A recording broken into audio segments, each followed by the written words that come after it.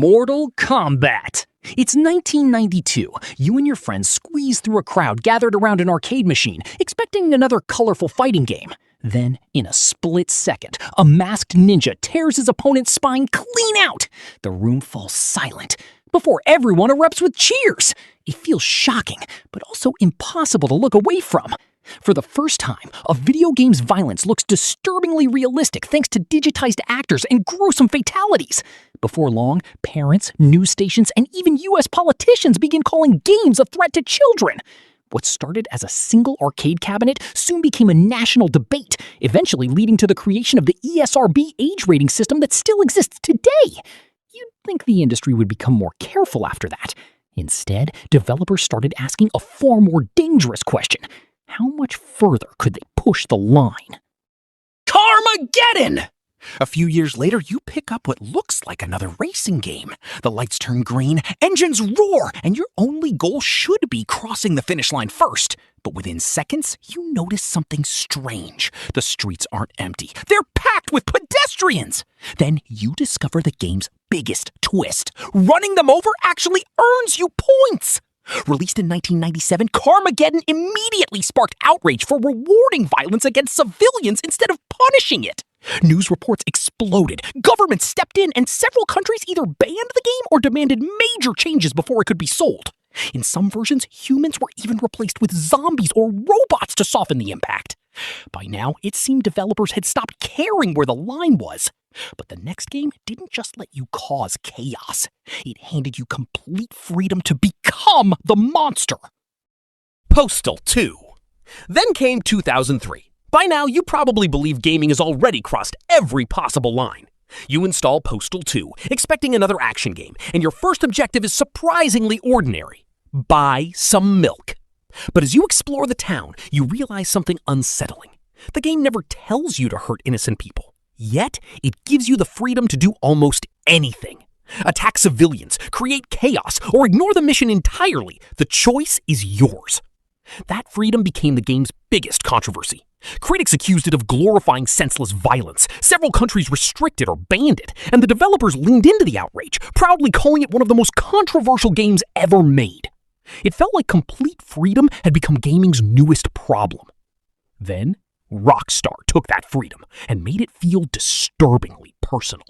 Manhunt! That's when Rockstar stepped in. After the success of Grand Theft Auto, you expect another crime-filled adventure. Instead, you wake up on death row, only to discover you've been forced into a twisted snuff film where survival depends on how brutally you eliminate your enemies. Hiding in the shadows isn't just encouraged, it unlocks increasingly violent executions using everyday objects like plastic bags, crowbars, and broken glass.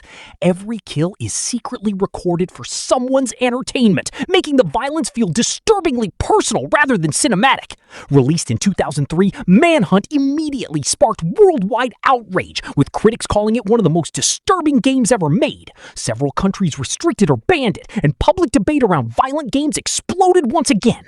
Most studios would have backed away after that. Rockstar did the exact opposite, and somehow made the sequel even more controversial. Manhunt 2. Most studios would have backed away. Rockstar doubled down.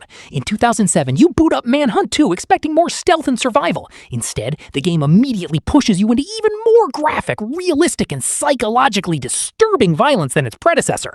Executions are longer, bloodier, and designed to make every attack feel painfully intimate. Long before players could even buy it, governments and rating boards were already sounding the alarm. In the United States, it became one of the few games ever to receive the dreaded adults-only rating, forcing Rockstar to censor parts of the game just to secure a wider release. Several countries still refuse to allow it. By now, violent games weren't just causing controversy, they were being stopped before reaching players. But the next game crossed a completely different line, because its only goal was to spread hatred. Hatred! By now, you'd expect developers to finally stop pushing the limits. Instead, a small studio released a trailer that shocked the gaming world before the game was even out. You don't play as a hero, a survivor, or someone seeking revenge. From the very first minute, your character openly declares his hatred for humanity and sets out with one goal: kill as many innocent people as possible. There are no moral choices, no deeper mission, and almost no attempt to justify the violence. That premise alone ignited massive backlash. The game was temporarily removed from Steam Greenlight, politicians condemned it, and several countries refused classification or restricted its release. For many people, this wasn't entertainment anymore. It was pure provocation. But even hatred wasn't the end, because the next game never officially reached store shelves at all. Thrill kill. After everything you've seen, you probably think nothing could shock publishers anymore. Then comes Thrill Kill. You never even get the chance to buy it. Developed in the late 90s, this brutal fighting game was finished and ready for release, but every match looked more disturbing than the last. Twisted characters battled inside dark arenas filled with graphic violence, disturbing imagery, and heavy sexual themes that pushed far beyond what most fighting games dared to show. When publisher Electronic Arts acquired the studio, they made a decision almost nobody expected. They canceled the game entirely.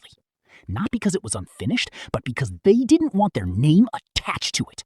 The game leaked online years later, becoming one of gaming's most infamous unreleased titles. But the darkest controversy wasn't about fictional violence at all. It involved something frighteningly real. The Guy Game! Then, everything changed. After hours of controversial violence, you probably assume the final entries will simply become bloodier. Instead, you're looking at what seems like a harmless party game. Released in 2004, The Guy Game was built around trivia questions and live-action footage from spring break events. Nothing about it initially suggested it would become one of gaming's biggest legal disasters. But after release, it was discovered that one of the people featured in the footage had been underage when it was filmed. The controversy had nothing to do with gameplay. It became a serious legal issue. The publisher was sued, remaining copies were recalled, and the game was effectively erased from store shelves. You think you've reached the darkest chapter? But one last game proves controversy can begin before players even touch the controller. Rapelay! You finally reached the bottom of the rabbit hole. By now, you've watched games spark political debates, trigger censorship, and even disappear from store shelves. Surely nothing else could surprise you. Then you discover Rapelay. Released in 2006, the game became infamous worldwide because of its premise, which centered on sexual violence. As news spread beyond Japan, governments, retailers, and human rights groups condemned it, arguing that some subjects should never be turned into entertainment. The controversy quickly spread across the globe, leading to bans in multiple countries, and major online stores refusing to sell it. Unlike the games before it, this wasn't about blood, gore, or shocking executions. It was about crossing an ethical line many believed should never be crossed. After everything you've seen, one thing becomes clear. The most controversial games weren't remembered because they were violent. They were remembered because they forced the world to ask where the limits of gaming should truly be. Conclusion. So, when you clicked this video, you probably expected a list of violent games. But after walking through gaming history, you've seen the truth. Violence was only the beginning. Some games changed age ratings forever. Others were censored across the world. And a few crossed legal and ethical lines that publishers, governments, and even players refused to accept. So here's the real question. Where should gaming draw the line? Let me know your answer in the comments, and if you enjoyed this journey, subscribe for more deep dives into gaming's most fascinating stories.